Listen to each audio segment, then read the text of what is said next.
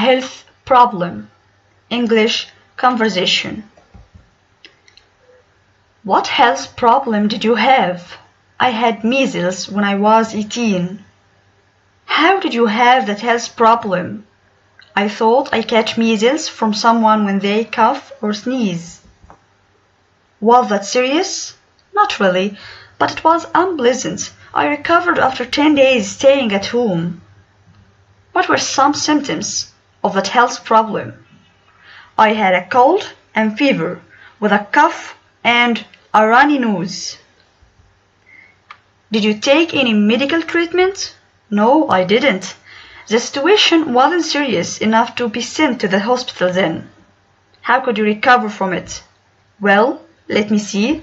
I drank a lot of water, avoided the direct light, and I had to stay out of school for 10 days. What difficulties did you face because of that problem? I couldn't go out for a few days, which was pouring.